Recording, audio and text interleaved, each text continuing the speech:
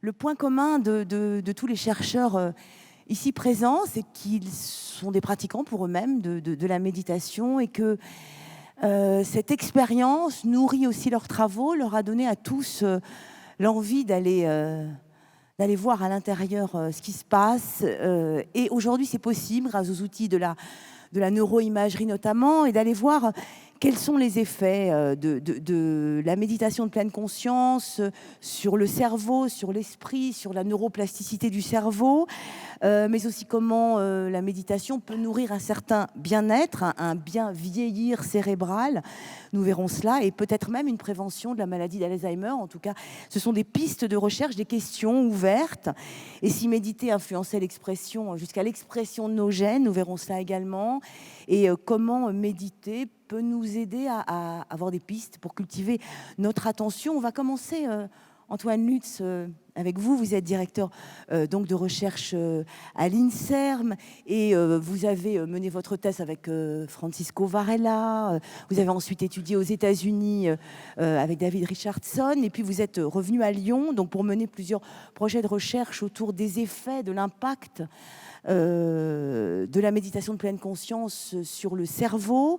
Vous avez plusieurs thèmes de recherche que vous allez nous développer, notamment autour des impacts et des effets sur la douleur, et puis aussi quels sont les effets assez étranges, mais on peut les étudier de manière scientifique, de la compassion, de la bienveillance cultivée à travers la méditation.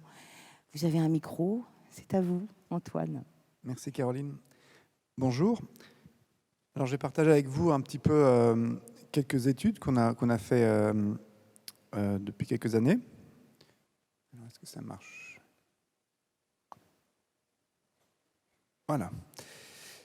Donc ce que j'ai essayé de faire, c'est en quelques minutes sélectionner quelques études, quelques travaux qui pourront vous aider à peut-être faire un lien entre ce qu'on a discuté hier en journée avec les enseignants de méditation, avec tous ces témoignages, et un petit peu le travail empirique qu'on fait en laboratoire. Donc il y a un peu un gouffre entre les deux, mais c'est un peu pour vous sensibiliser, vous montrer un petit peu comment, en tant que scientifique, on essaye de faire ces passerelles entre l'expérience à la première personne en méditation et l'activité neurophysiologique. Alors ça, c'est une... Oh, je l'ai fait ça ce matin. Pardon. Il y a un T qui manque. Mais ça, c'est une tâche qui a été faite il y a quelques années à une étude longitudinale qu'on a fait en Amérique du Nord, près de Boston, dans un monastère Vipassana, où on a étudié l'effet de l'attention avant et après 3 mois intensifs de méditation. Et j'aime bien cette tâche parce que ça permet d'illustrer un des mécanismes qui a été discuté hier, qui est cette qualité de l'attention que l'on a en méditation. Donc, comme on vous a expliqué hier, le point important en méditation, c'est moins l'attention qu'on a à l'objet que la qualité de l'attention, la relation que l'on a aux objets en méditation. Alors, comment est-ce qu'on arrive à capturer ça en laboratoire? Donc ça, c'était une collaboration avec Dr Ellen Slarter et Richard Davidson, où on a utilisé un paradigme assez connu qui s'appelle le clignement de l'attention. Dans cette tâche que vous voyez ici, je vais vous l'expliquer brièvement, on présente très rapidement des lettres à l'écran, et au milieu de ces lettres, il y a 2 chiffres qu'il faut détecter. Donc ce sont 2 cibles, le T1 et le T2. Et ce qu'on sait dans cette littérature, c'est que lorsque le temps entre les 2 chiffres est court et long, vous pouvez facilement observer les deux. Par contre, quand il est assez court, de l'ordre de 300 millisecondes, très fréquemment, vous allez percevoir le premier, mais manquer le deuxième. Pourquoi? Parce que ça, on pense que ça reflète la capture attentionnelle, le fait que l'attention est...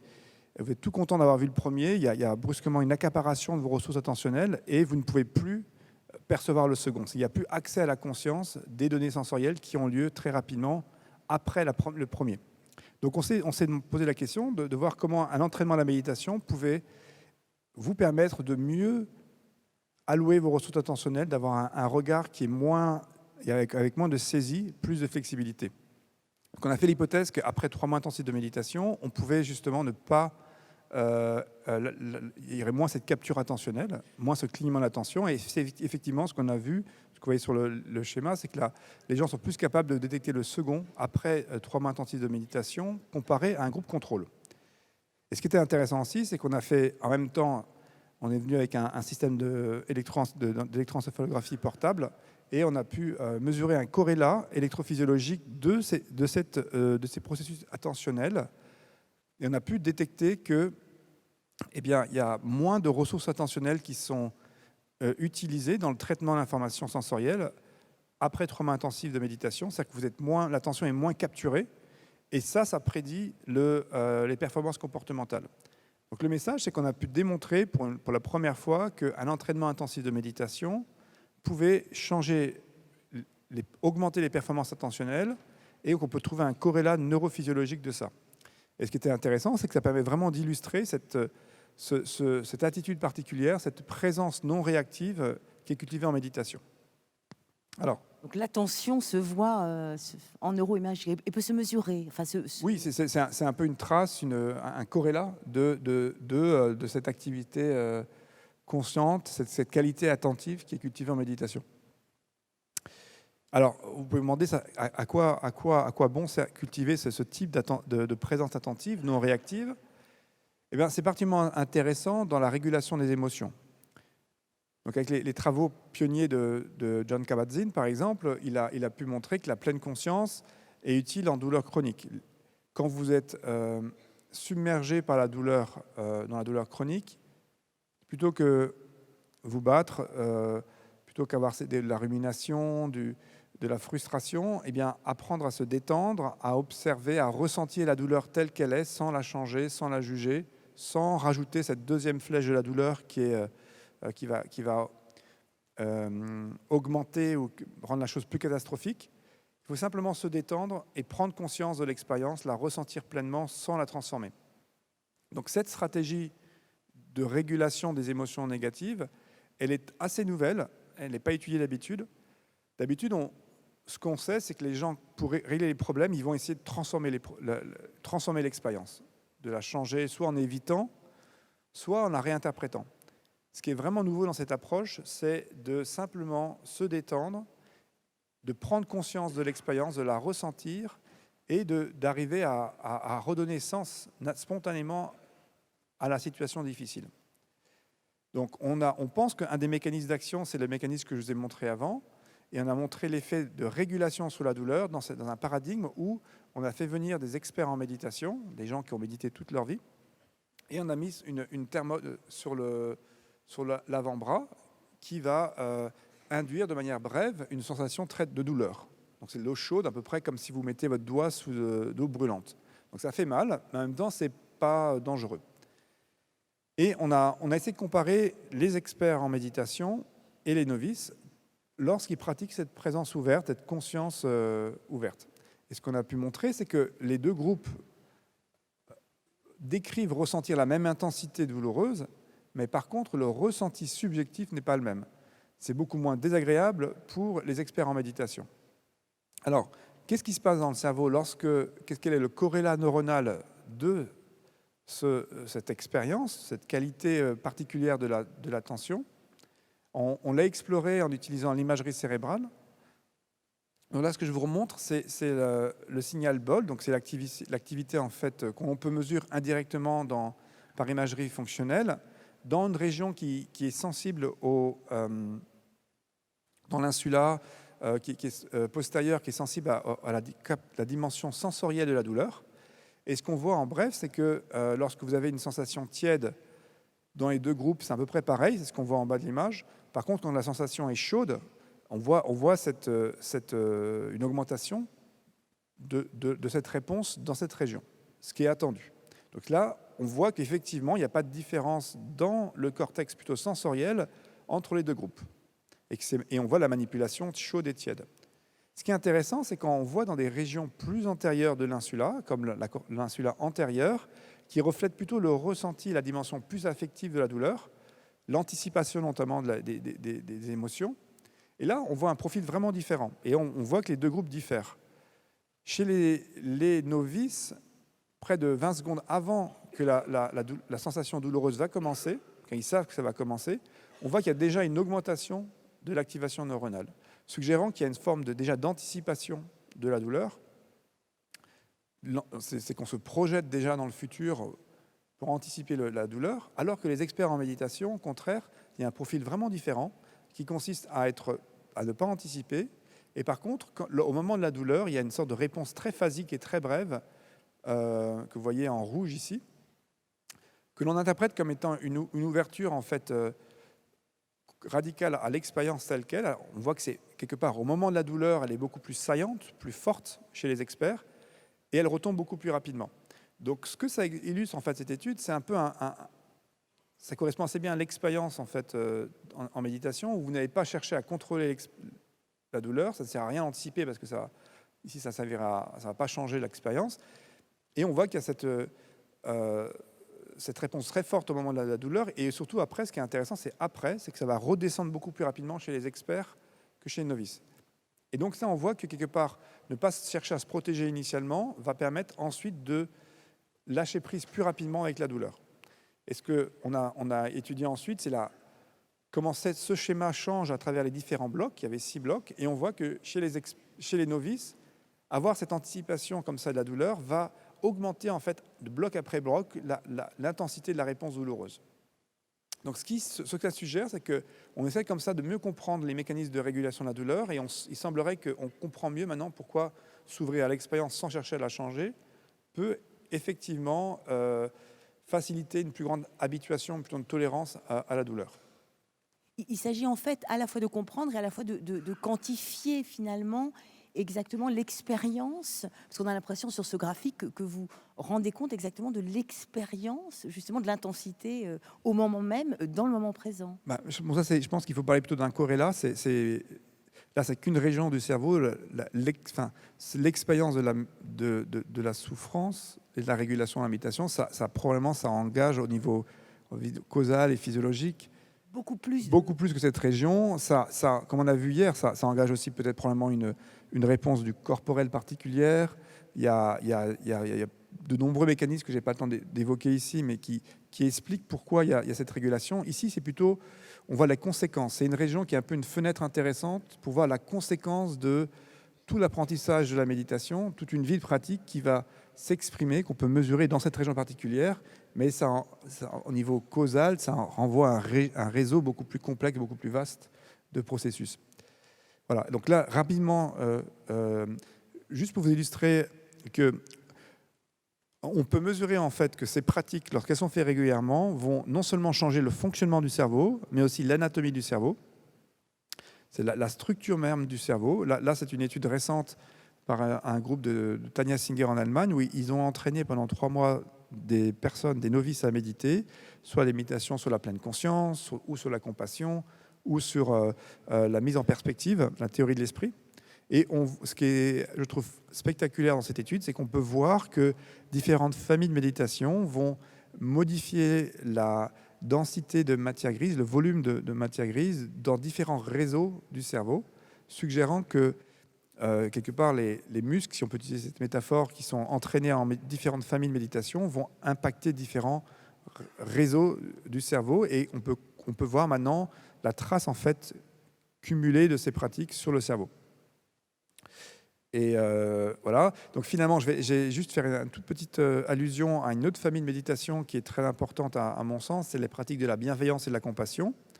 On a aussi, donc, ce qu'on voit d'abord sur donc ces pratiques-là, c'est comment est-ce qu'on arrive à se reconnecter aux autres, à s'orienter davantage, sensibilité davantage au bien-être de l'autre. Alors ça se cultive avec la pleine conscience. Quand vous êtes beaucoup plus centré sur vous-même, vous êtes plus capable d'écouter et de prendre conscience de la douleur des autres. Ça se cultive aussi avec des pratiques où explicitement vous allez chercher à vous engager, à prendre soin des autres, à vous mettre à la place des autres. Et ce qu'une étude a pu montrer, c'est qu'on peut mesurer en labo maintenant comment un entraînement à la pleine conscience ou à la compassion va changer l'altruisme des gens. Ils vont avoir plus facilement une capacité à aider les gens. Et il y a des différents travaux en imagerie qui aussi essaient de comprendre les bases neuronales de ces états de bienveillance et comment est-ce aussi ça va reconfigurer le cerveau. Donc ça, c'était juste un exemple d'une étude qu'on avait fait avec Mathieu Ricard à Madison, où on a pu montrer qu'ils ont une plus grande justement capacité à s'ouvrir à la douleur des autres, une capacité à raisonner, à se mettre en résonance qui est supérieure aux novices face à la souffrance des hommes. Merci Antoine Lutz. Mesurer en laboratoire l'altruisme, oui, on est au 21e siècle et on est dans ce colloque sciences, art, méditation. Juste avant de donner la parole à Gaël Châtelain, peut-être que... Je peux juste deux Mais petits bien diapos, alors sûr. c'est très rapide, juste pour vous faire un petit message peut-être un peu négatif pour vous dire que c'est un champ de recherche qui est encore jeune et c'est très médiatisé, mais il est important en tant que scientifique qu'on vous dise que beaucoup de ces données sont préliminaires. Il y a encore des problèmes méthodologiques dans de nombreuses études, à mon sens, notamment des études cliniques qui ont souvent des biais de publication. Donc il faut, en tant que scientifique, on est parfois soucieux de la manière dont nos données sont ensuite véhiculées au public, parce que ce sont des données c'est un champ de recherche qui va nécessiter peut-être 15-20 ans de recherche avant qu'on soit vraiment, que les données soient solides. Et juste pour vous prévenir qu'il faut que ces données sont en fait préliminaires et qu'il y a encore des problèmes méthodologiques dans beaucoup d'études. Et je vais juste terminer par une petite une citation pour le thème en fait, sur la créativité de Saint-John Perse que j'aime bien, qui fait le lien entre science et méditation. Donc je la lis très brièvement. Au vrai, toute création de l'esprit est d'abord poétique au sens propre du mot. Et dans l'équivalence des formes sensibles et spirituelles, une même fonction s'exerce, initialement par l'entreprise du savant et pour celle du poète. De la pensée discursive, donc du savant, ou de l'ellipse poétique qui va plus loin, et de plus loin, et de cette nuit originelle où tâtonnent deux aveugles nés, l'un équipé de l'outillage scientifique, l'autre assisté des seules fulgurations de l'intuition, qui donc plutôt remonte et plus chargé de cette brève phosphorescence. La réponse n'importe peu, le mystère est commun. Le mystère est commun. Merci Antoine Lutz.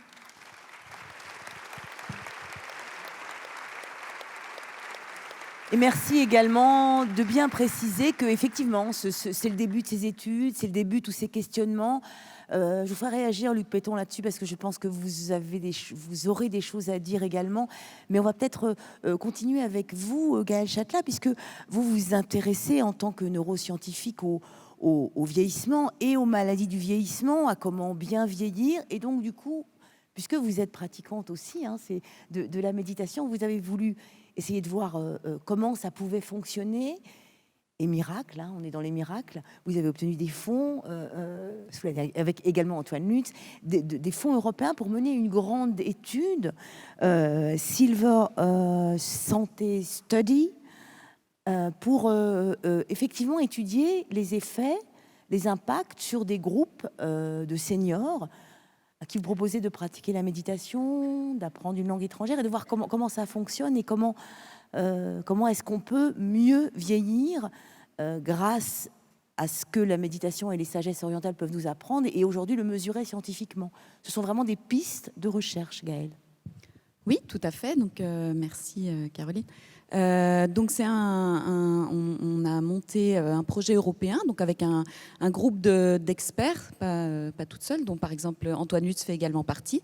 Donc c'est 10 partenaires dans 6 pays européens qui sont experts dans différents domaines qui nous intéressaient dans ce projet. Les émotions, les styles de vie, la méditation, le vieillissement. Et donc le point de départ, c'est ça, c'est comment bien vieillir et qu'est-ce qui empêche le bien vieillir. Donc il y a plein de personnes qui prennent de l'âge en s'épanouissant et en allant bien. Et puis il y a des personnes pour lesquelles c'est plus difficile. Et donc c'est identifier les raisons pour lesquelles, pour certaines personnes, c'est plus difficile. Parce qu'on a en fait augmenté l'espérance de vie et qu'il faut se soucier d'augmenter l'espérance de vie en bonne santé et non pas uniquement l'espérance de vie, sinon on augmente le nombre d'années passées en pas bonne santé. Donc les facteurs dans le vieillissement qui réduisent la qualité de vie des personnes alors qu'elles prennent de l'âge, c'est par exemple les problèmes de sommeil, l'anxiété, la dépression, ça va être également le déclin cognitif, les maladies neurodégénératives. Et donc la méditation, c'est pas forcément un remède miracle contre tout ça, mais notamment avec les travaux qu'ont présenté Antoine, on voit qu'il y a un effet par exemple sur l'attention. Et l'attention, c'est une des fonctions cognitives, une des capacités cognitives qui a tendance à diminuer alors qu'on prend de l'âge. Donc voilà.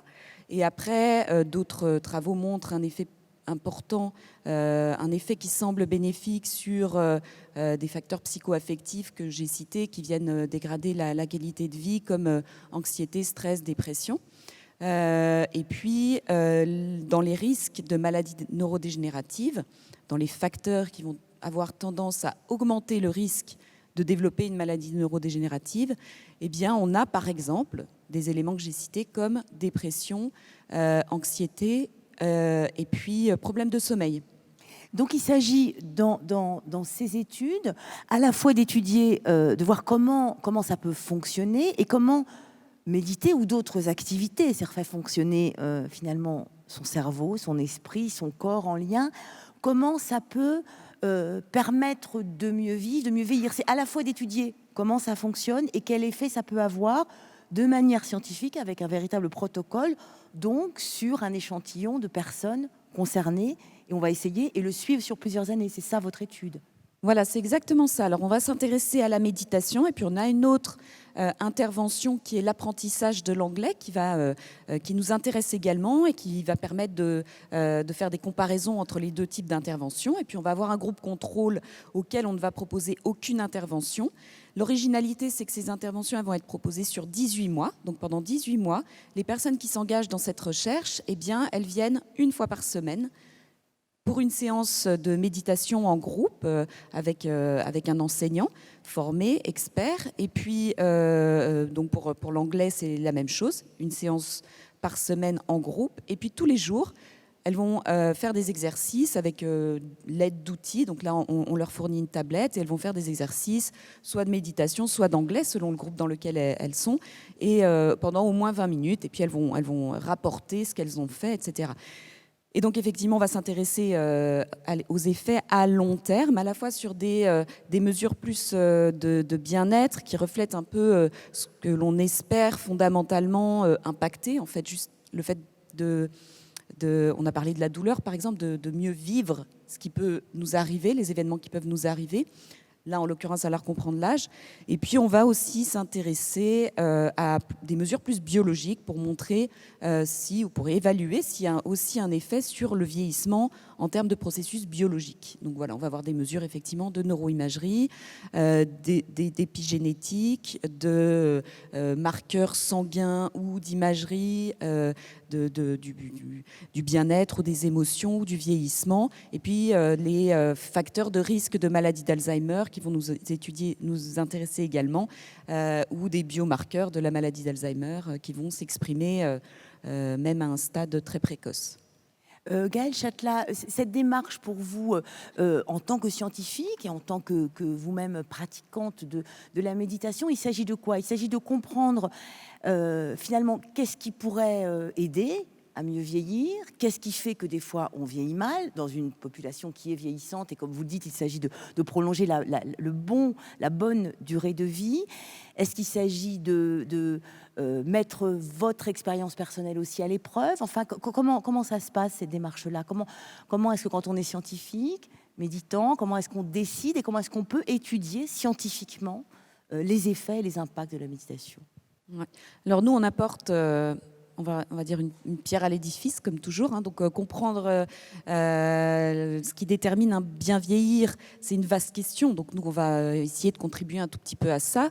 Après, je pense que personnellement, c'est une rencontre entre des recherches que j'ai entamées il y a à peu près 20 ans sur le vieillissement, la maladie Alzheimer, comprendre les mécanismes physiopathologiques pour essayer vraiment de changer un peu le cours des choses, et une pratique personnelle qui peu à peu me fait penser que la méditation peut être une des réponses qu'on peut apporter pour un mieux vieillir.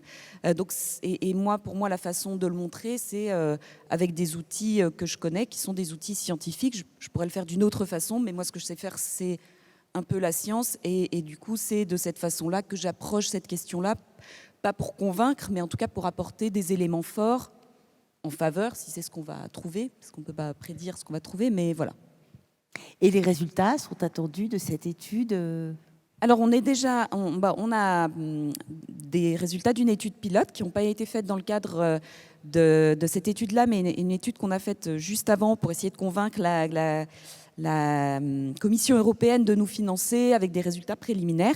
Et donc, on avait eu quelques experts méditants qui avaient accepté de venir, 6 en l'occurrence, qui avaient accepté de venir à Caen pour avoir des scans. On avait comparé leurs données à celles d'une base de données qu'on avait déjà chez des personnes qui avaient à peu près le même âge, les mêmes caractéristiques, mais qui n'avaient pas pratiqué la méditation tout au cours de leur vie. Et on avait montré une préservation de certaines régions cérébrales qui sont sensibles à l'âge. Donc on a une diminution du volume, du fonctionnement de certaines structures alors qu'on prend de l'âge qui est normal, physiologique.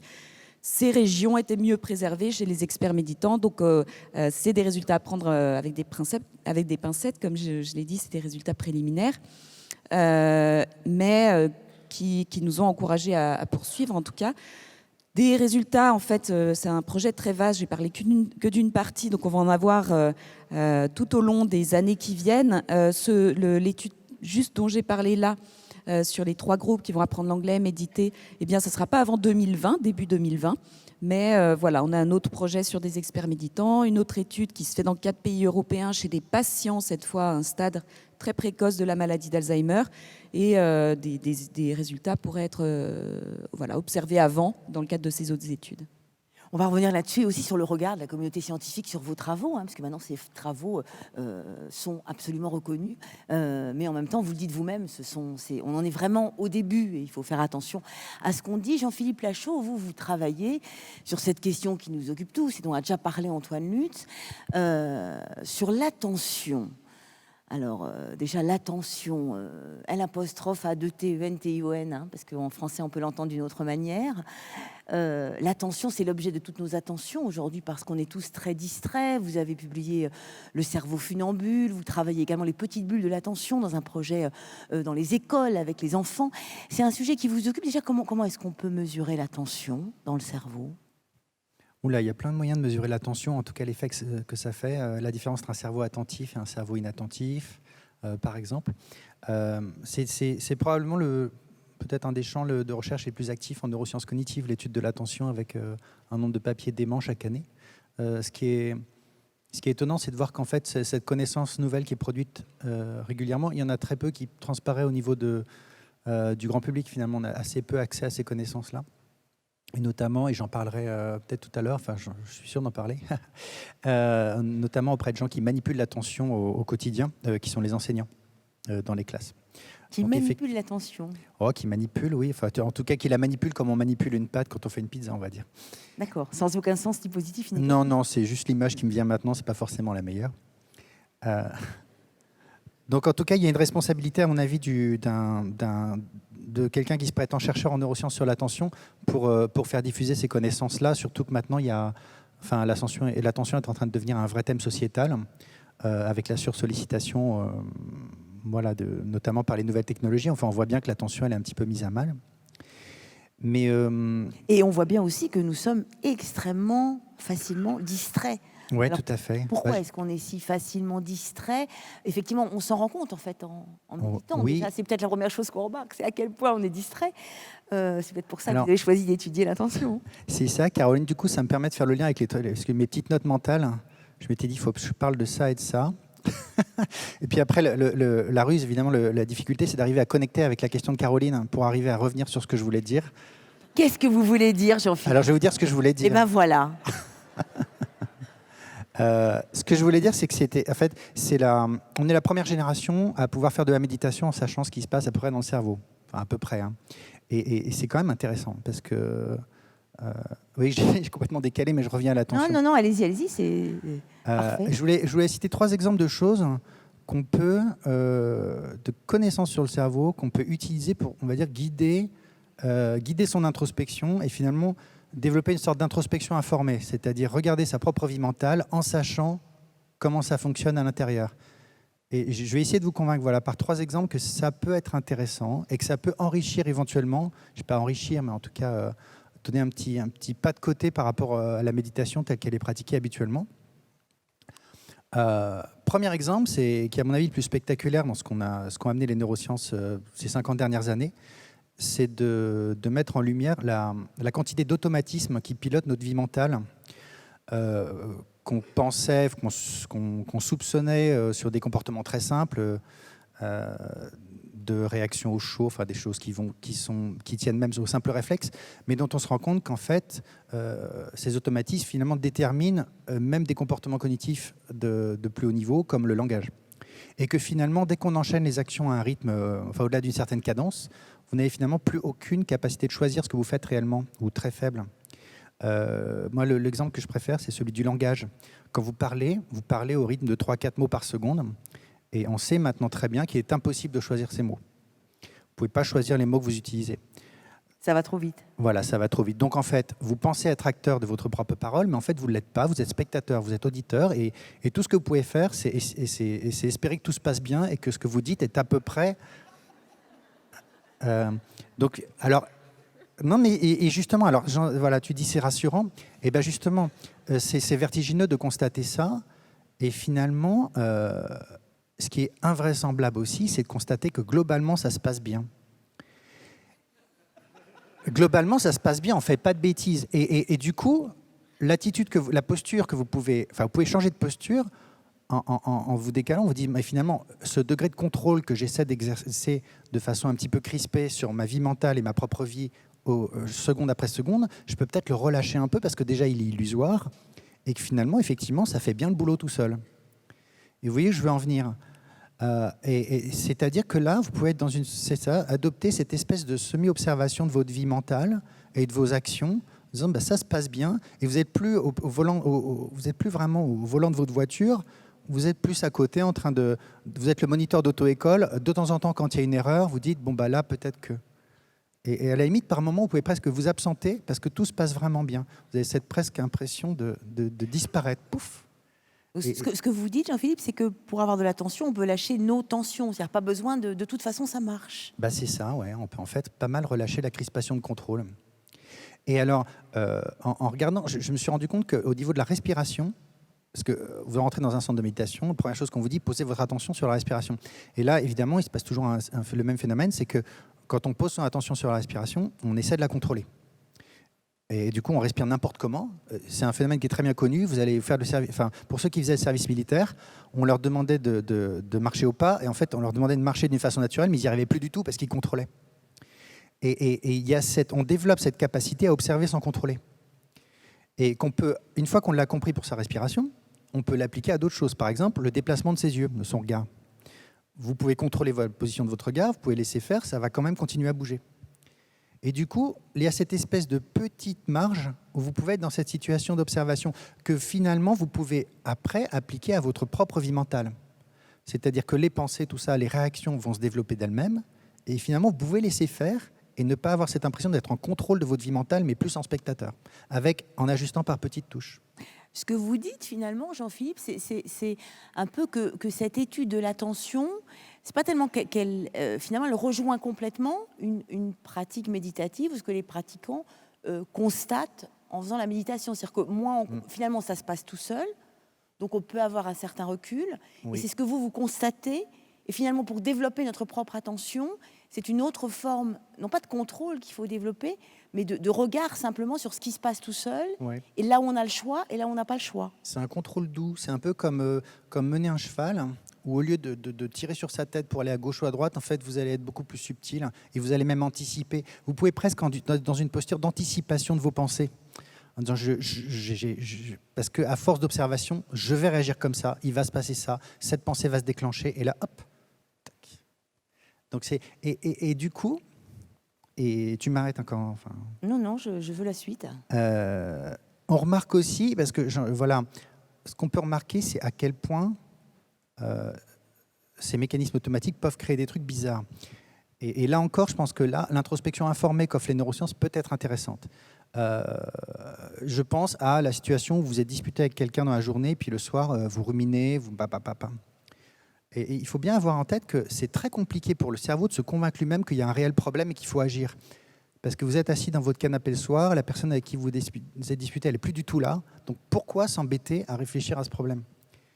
Et en fait, ce que ça demande pour le cerveau, il faut recréer la situation, ce qui va être compliqué, parce qu'il faut générer une image de la personne avec qui vous êtes disputé, en mettant bien l'accent sur l'expression faciale négative.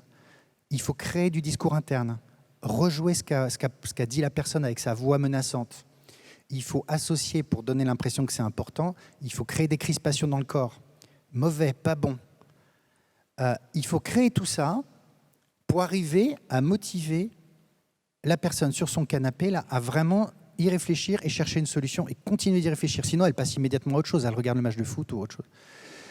Donc, et en fait, ce qu'on sait maintenant dans le cerveau, c'est que cette représentation très complexe, cette orchestration, elle demande une relation entre des zones cérébrales qui sont distantes, qui les unes des autres. Il faut les faire s'activer ensemble, vraiment de concert. Et cette petite symphonie qui se crée, elle n'est pas si facile que ça à maintenir. Et il suffit par exemple parfois que l'attention se porte sur un élément seulement, qu'elle appuie trop sur un élément de cette représentation pour que tout tombe, toute l'illusion tombe. Et il me semble que dans la méditation de pleine conscience, il y a ce jeu où par exemple vous allez poser votre attention sur les sensations du corps justement, de cette expérience-là.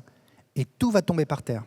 Parce qu'il n'y a plus cette espèce d'entraînement. Toute cette petite musique, elle finit. C'est comme si le violon, tout d'un coup, jouait beaucoup plus fort. Vous dites, mais qu'est-ce que c'est que ça ? Tout retombe. Donc c'est le fait de savoir ça et comment ça fonctionne, ça permet de guider effectivement ce petit geste, d'aller dire, qu'est-ce qui se passe si je place mon attention sur cette sensation de crispation, sur ceci, sur cela ? Peut-être que si je place mon attention sur l'image mentale et le visage menaçant, peut-être qu'au contraire, ça va amplifier. Et si je la pose ailleurs, ça va diminuer. Donc on peut jouer avec ça en sachant ça.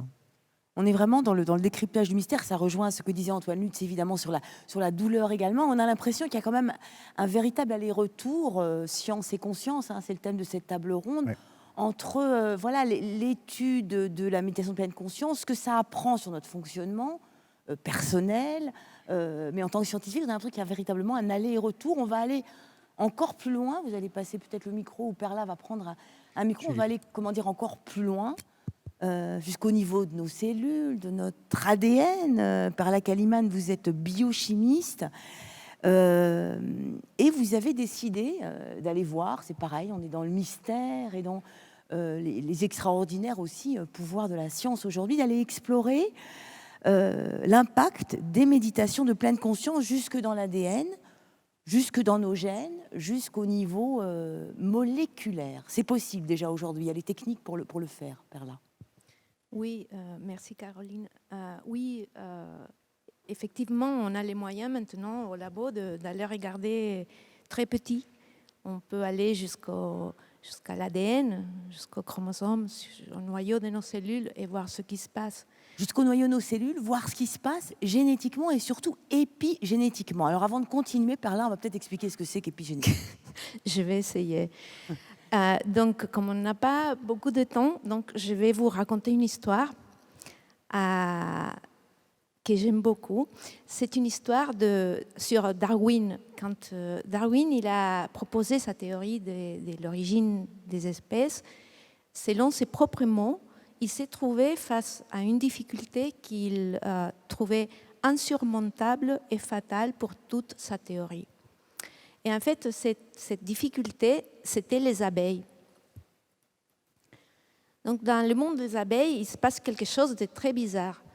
Les reines sont les seules fertiles. Elles peuvent pondre des milliers d'œufs dans une journée. Mais toutes les ouvrières sont stériles. Donc, Darwin ne comprenait pas comment les abeilles ouvrières n'avaient pas disparu par sélection naturelle parce qu'elles ne pouvaient pas se reproduire. Donc aujourd'hui, on sait que ça n'a rien à voir ni avec l'ADN, ni avec l'évolution. Que cette différence ne vient pas donnée par l'ADN. Quand une abeille est née, donc, sa destinée n'est pas définie. Elle peut devenir une reine, si c'est une femelle, une reine ou une ouvrière. Et vers où va se diriger cet ADN dépend des conditions de l'environnement, de l'extérieur et pas de l'ADN. En ces cas-là, en ces cas particuliers, ça dépend de l'alimentation qu'elles reçoivent pendant les premières jours de vie. Donc, si elle est nourrie avec de la gelée royale, elle devient une reine. Et sinon, elle devient une ouvrière. Donc, ça, ce que la gelée royale fait pour les abeilles, c'est de l'épigénétique. Ça induit des modifications chimiques qui se déposent autour de l'ADN et qui font que certains de ces gènes qui sont dans l'ADN, soient allumés et d'autres soient éteints. Donc les gènes qui sont allumés et éteints chez une abeille reine sont différents que ceux qui sont allumés ou éteints chez l'ouvrière, même si toutes les deux ont les mêmes ADN. Donc chez l'homme aussi, chez l'être humain, je préfère dire, aussi. Et la gelée royale pour l'être humain, enfin, on peut parler d'aliments, mais la gelée royale pour l'être humain... On ne va pas rentrer là, ce n'est pas le sujet de la convention. Ça peut être les impacts de la méditation de pleine conscience peuvent jouer, peuvent avoir un rôle, justement, peuvent être cette gelée royale. En effet, on est en train... Oui, donc pour reprendre un peu les précautions de mes collègues Antoine et Gaël, donc on est en train de faire des études qui sont bébés, je veux dire, on commence à étudier ces phénomènes. Mais nous avons pu montrer pour la première fois dans une étude très belle qu'on a fait en collaboration avec Antoine et avec Richie Davidson, que les méditants experts, après une journée de méditation de 8 heures, une espèce de petite retraite comme celle qu'on a fait avec John il y a 3 jours, les méditants experts montrent des changements épigénétiques dans leurs cellules du sang. Nous, on ne peut pas aller chercher dans le cerveau parce que je pense qu'aucun méditant va nous donner une biopsie de cerveau. Par contre, on peut prendre des échantillons de sang, isoler des cellules du sang et de ces cellules, isoler l'ADN, l'ARN, les protéines et aller chercher qu'est-ce qui se passe. Et donc, ce qu'on a vu, c'est qu'il y a des changements épigénétiques similaires à ceux qui ont été décrits chez des souris et qui permettent d'enlever à l'âge adulte des signatures épigénétiques acquises par des traumatismes dans les 2 premières semaines de vie. Ça, c'est chez les souris. Chez les souris. Donc nous, on a vu chez les méditants experts qu'il y a des mécanismes similaires épigénétiques qui se mettent en marche après 8 heures de méditation. Ça ne veut pas dire que ça va enlever les traumatismes, s'il y a eu des traumatismes, mais le mécanisme d'action semble être un peu similaire. Donc on en est vraiment, vous avez dit études bébés, à l'origine de ces études, au début de ces recherches, mais il y a des pistes qui montrent donc, et c'est pour ça qu'on parle de cette épigénétique qui est si importante, qu'on a un rôle là-dessus et qu'on pourrait donc, pour le pire comme pour le meilleur, influencer sur tout, jusque dans nos gènes, vraiment, sur cette épigénétique, avec nos pratiques, avec ce qu'on fait finalement. Oui, tout à fait. Aujourd'hui, on a de plus en plus d'évidence dans la littérature scientifique de l'impact du mode de vie au niveau épigénétique. Et non seulement de la méditation, on commence à savoir, mais de l'alimentation, de l'activité physique, des habitudes, par exemple la consommation de substances toxiques, aussi des liens affectifs, même la situation financière. Il y a plein de choses de l'environnement qui génèrent...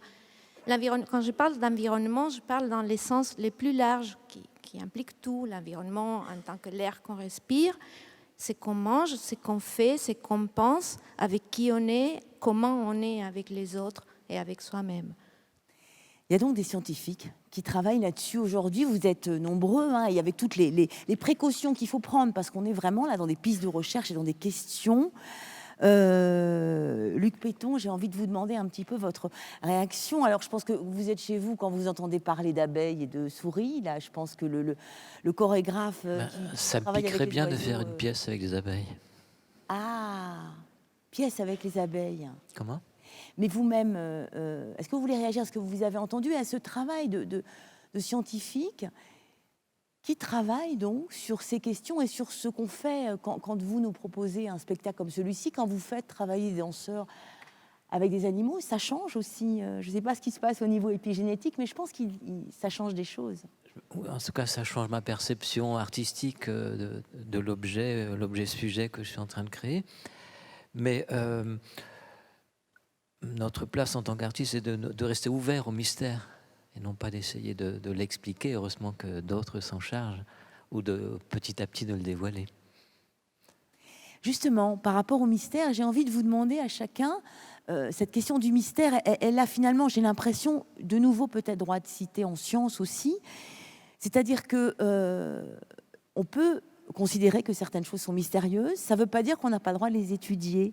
Quel est le regard aussi, j'ai envie de vous poser la question à vous tous, quel est le regard que portent vos confrères dans la communauté scientifique sur les travaux que vous menez, sur la conscience, sur le bien-vieillir, sur l'épigénétique, sur l'influence de l'environnement? Gaël ou Antoine ou Je peux commencer. Je pense que, par exemple, pour moi qui travaille dans le domaine du vieillissement et de la maladie d'Alzheimer, avec des neurologues, des médecins, des pharmaciens, etc.,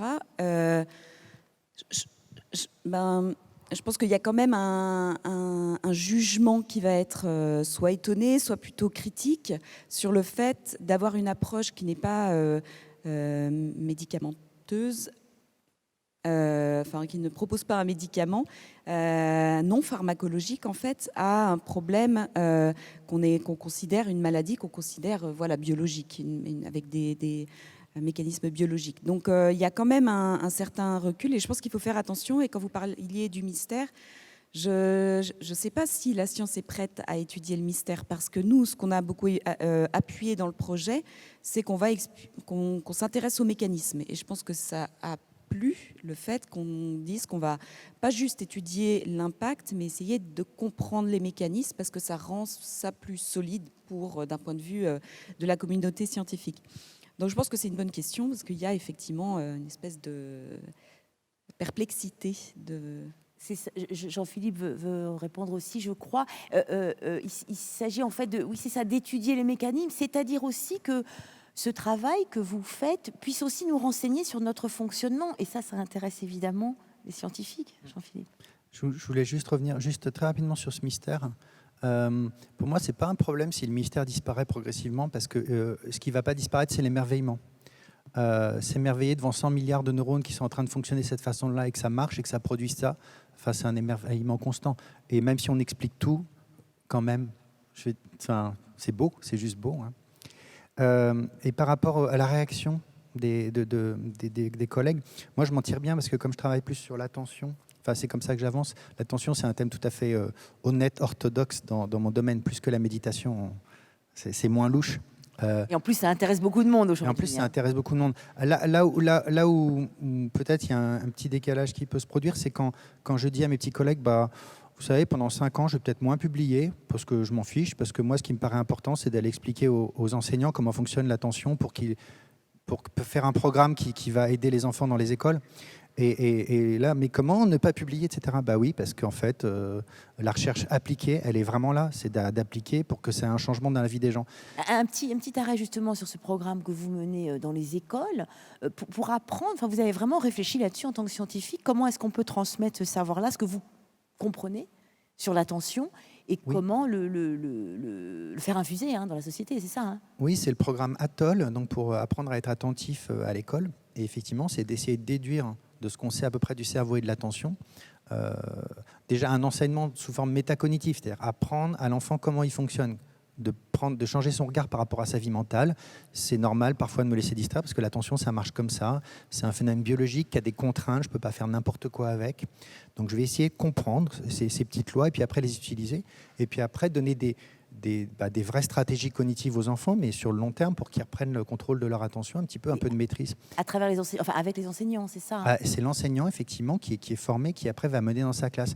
Et au final, ce qui est amusant, c'est que il y a un petit effet cheval de Troie. Alors déjà parce que ça permet de parler dans les classes de l'attention alors qu'avant on n'en parlait pas, et de parler aux parents de l'attention. Et puis finalement, quand on creuse, on se rend compte que c'est un programme qui amène un petit peu les enfants à transformer chaque activité scolaire et même de leur vie en une forme de petite méditation.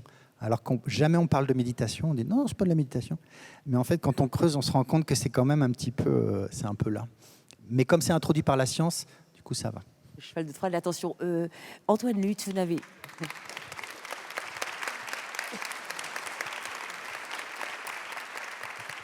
Antoine Luth, j'aimerais bien vous poser aussi cette question du mystère et du regard des autres chercheurs sur vos travaux. Oui, alors le mystère, pour moi, c'est... Alors, c'est pas... On peut donner une explication scientifique de certains phénomènes physiologiques. Mais le mystère, quelque part, il reste au sens où donner une explication scientifique, par exemple, de comment la douleur fonctionne, à la fin de la journée, si vous avez une douleur chronique, vous avez un cancer, vous êtes en train en phase terminale de votre vie, ben, ça ne va pas vous aider dans l'ici et maintenant à gérer ce mystère de la conscience et de l'expérience. Donc c'est ça ce que je veux dire, c'est qu'il reste plein en sens... Comment, en tant que personne, vous allez donner sens à votre vie dans l'ici et maintenant, ça restera toujours mystérieux, au sens où il y a toujours cette ouverture dans ce qui est ici et maintenant qu'il faut réactiver à chaque moment. Donc c'est juste pour dire que le mystère, de par la manière dont on fonctionne, restera toujours plein, même si on a des explications scientifiques plus générales. Voilà. Alors, science et conscience, mais de toute façon, c'est conscience aussi de tout la condition humaine. Voilà. Alors après, pour le regard des autres, ça c'est...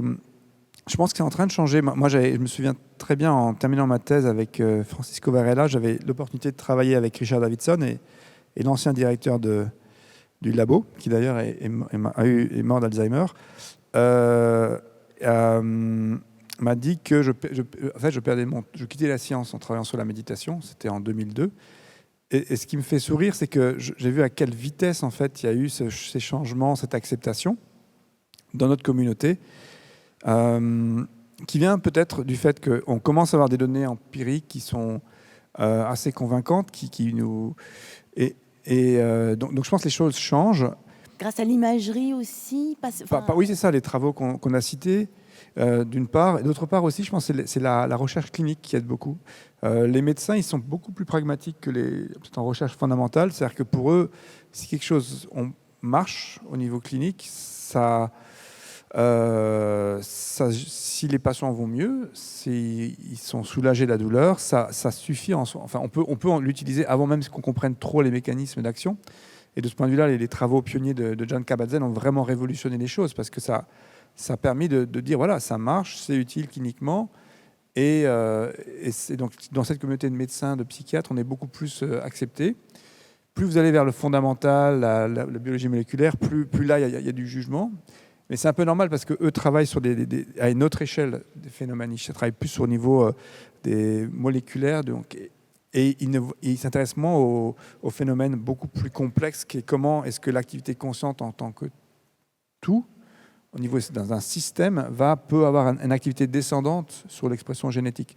Ça, en fait, conceptuellement, c'est beaucoup plus difficile comme question scientifiquement à étudier. Donc c'est peut-être pour ça, parce que c'est des choses qui sont encore mal comprises, qu'il y a une perception un peu plus négative de collègues qui sont plus dans la paillasse, quoi. Mais je pense que ça change, et puis ça dépend aussi de l'ouverture des gens.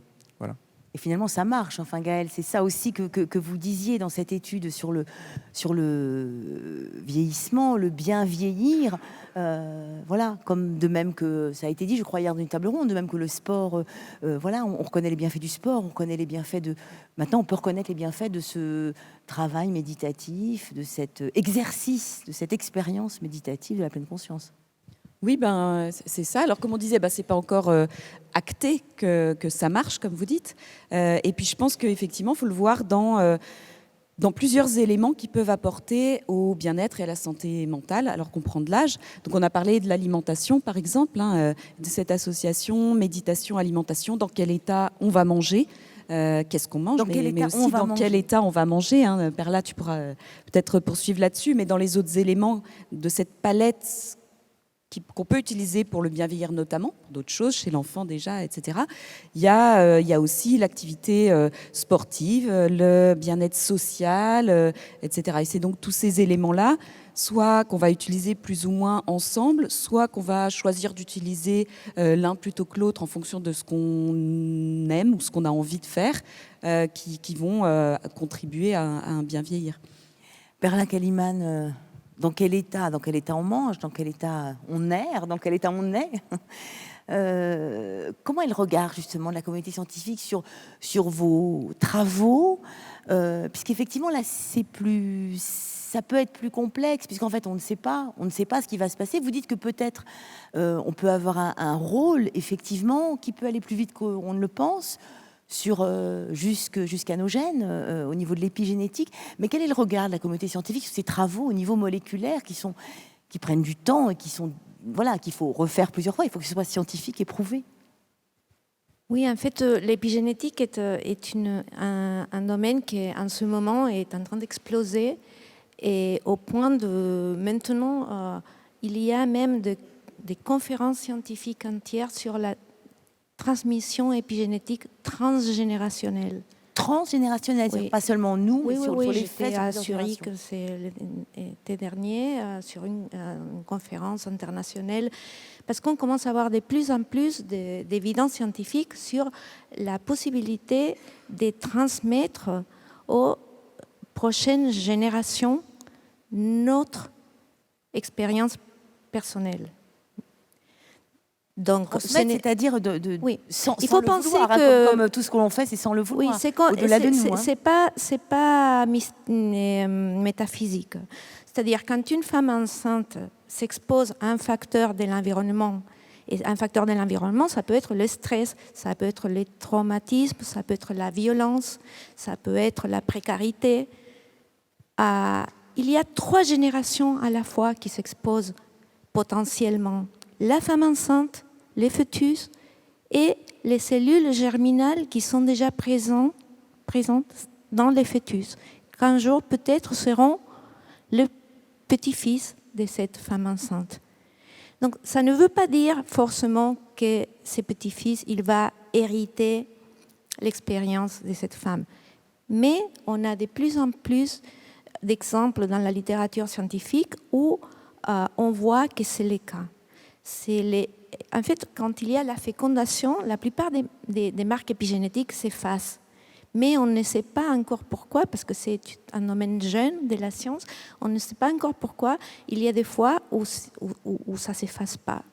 Et on peut retrouver un effet qui vient de l'environnement et pas de l'ADN dans plusieurs générations. Chez les fleurs, on peut voir ça dans des centaines de générations, un effet épigénétique qui se transmet, l'exposition a été dans la première génération ou les premières générations et on les retrouve 100 générations après. Chez les mammifères, on le voit jusqu'à 4 ou 5 générations. Chez les vers, on peut voir un effet de l'environnement qui a été vécu par 5 générations jusqu'à 40 générations après. Chez l'être humain, c'est plus difficile parce qu'on a une vie, heureusement, pour la plupart, plus longue. Donc c'est compliqué pour un chercheur. Pour un chercheur, suivre 40 générations d'une famille, ça implique 1000 années. Donc on ne peut pas et on n'est pas financé pour faire ça. Voilà. Pas encore. Donc, mais en plus, ces études seraient passionnantes puisque vous l'avez dit tout de même, ça va dans les deux sens. C'est-à-dire qu'il ne faut pas... voilà, on peut savoir qu'on peut avoir une influence sur plusieurs générations, peut-être, ou probablement, mais dans les deux sens. Mais donc on peut rêver, puisqu'on est dans une rencontre science, art, méditation, et que nous avons avec nous Luc Péton, on peut rêver aussi de le transformer dans le bon sens. Tout à fait. Moi, ce que je pense, c'est que ça nous donne une perspective d'interdépendance très importante, ces études. Parce que ça nous fait penser, et par rapport à la méditation en particulier, ça nous fait penser que la méditation, il ne faudrait pas l'avoir juste d'un point de vue individuel ou interpersonnel, mais aussi avec un potentiel transgénérationnel. On ne le sait pas parce qu'on n'a pas fait les études, on n'a pas pu faire les études encore, mais potentiellement, c'est là. Il y a pour la toxicologie les principes de précaution. Et il faut penser que le stress est si toxique que beaucoup de drogues. C'est chimique. Les émotions négatives sont chimiques. Donc, ces principes de précaution, on pourrait l'appliquer aussi pour les stress, pour les traumatismes, pour la guerre, pour les génocides, pour toute la précarité, tout ça. Et on peut appliquer tous ces programmes pour un potentiel bien majeur. Et donc, moi je voudrais juste dire que je suis émerveillée des programmes qui ont été présentés ici au niveau politique, au niveau économique, au niveau d'éducation et au niveau justement des régions qui sont soumises à la violence, à la guerre. Et donc, je pense que ce sont des travaux super importants et très encourageants et que peut-être auront... peut-être à travers des mécanismes épigénétiques, un effet qui va bénéficier à plusieurs générations, peut-être même notre espèce. Faisons un rêve ensemble, puisque là on était dans le rêve silencieux, la danse silencieuse. Faisons un rêve ensemble. Est-ce qu'il y a des questions à notre magnifique panel de scientifiques expérimentateurs? Il y a peut-être des questions et je voudrais pouvoir vous laisser du temps. Sinon, nous pouvons évidemment continuer notre conversation. Oui, je vois une question. Allez-y. Bonjour, je ne sais pas comment je vais l'exprimer, c'est un peu pêle-mêle. En ce moment, je suis en train de lire un livre de Greg Braden, La Divine Matrice, qui explique un peu qu'en fait, autour de nous, il n'y a pas que du vide, c'est en fait une espèce de soupe quantique. Et la question que j'ai envie de poser plus spécifiquement à Perla, c'est justement si beaucoup de gens commencent à méditer de plus en plus, est-ce qu'on ne va pas à un moment donné atteindre une masse critique qui fait qu'à un moment donné, justement, ça va changer beaucoup de choses dans nos vies, je dirais, au niveau de notre univers, puisqu'à la limite, on est tous interconnectés. Et justement, est-ce que cette qualité de présence qu'on va développer, est-ce que ça va justement avoir un impact et justement aller dans le sens de ce que vous dites au niveau de l'épigénétique, en fait? Merci pour cette question, Perla. C'est l'histoire de la masse critique, en fait, que je voulais évoquer au niveau de, justement, du fait que si on médite, on va atteindre un jour cette masse critique et on va inverser quelque chose. Merci pour la question, c'est une grande question. Je me la pose aussi. Je n'ai pas les éléments pour pouvoir vous répondre d'un point de vue scientifique, au moins du point de vue moléculaire à ça. Mais d'un point de vue évolutif, on sait que en fait, la force plus importante pour l'évolution, c'est l'innovation dans les comportements et la propagation des nouvelles habitudes, plus encore que l'environnement. Et donc, nous, on est top pour ça, les êtres humains, pour innover dans les comportements et propager des nouvelles habitudes. Donc, c'est ce qu'on fait le mieux en ce moment. Donc, il faut vraiment être très attentif à quels sont ces nouveaux comportements et quelle habitude on est en train de transmettre. Je ne sais pas si ça se dit propager ou propager. Mais propager. D'accord. Donc, il faut vraiment être très, très attentif à ça. Et donc, moi, je me pose la question, et si c'est... On a vu, par exemple, il y a des études qui montrent, et comme je vous ai dit, 5 générations s'exposent et 40 générations après, on retrouve les comportements, les changements des comportements. Ça, c'est chez les vers. On ne peut pas extrapoler ce qu'on voit chez les vers ou les souris à l'être humain. Mais si ça se passait comme ça, peut-être, on peut rêver. Ça, c'est pas la science, c'est l'imagination. Donc, 5 générations, d'êtres humains, c'est 125 ans. C'est à peu près un peu plus de la vie chronologique d'un être humain. 40 générations, c'est 1000 ans.